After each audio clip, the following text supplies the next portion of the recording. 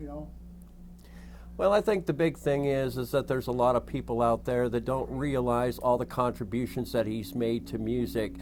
If you mention the Big Bopper to most people, they'll say, yeah, the guy who did Chantilly Lace.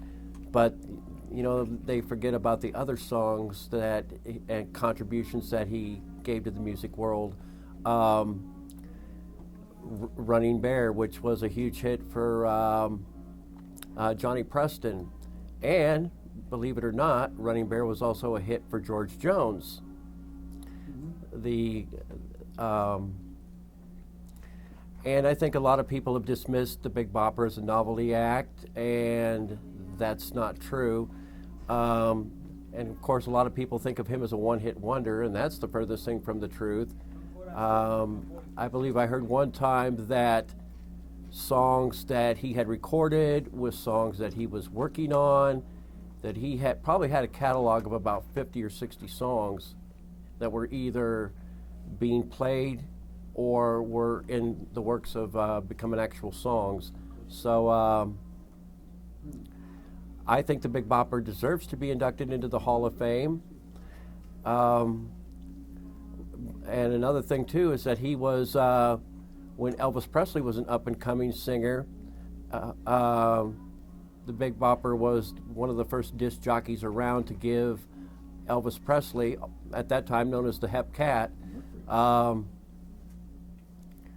airplay, which helped boost Elvis's appeal and eventually helped his career. Lost in the shuffle? I think he got lost in the shuffle. I think the big thing, like I said earlier, is that some people think that he was a one-hit wonder, and I think they leave it at that. I think a lot of people don't look into all his other contributions. Well, like I said before, I still think there's a lot of people out there that probably don't even remember he was a disc jockey. There's a lot of people that I think just remember Chantilly Lace, and that's it. So what's going to take it to get him to that next level?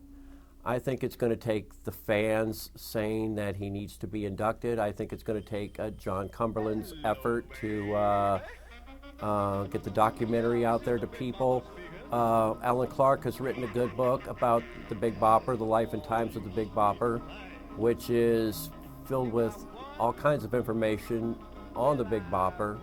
And I just think people need to educate themselves more about who the Big Bopper was and his contributions to music, and then make their own decision.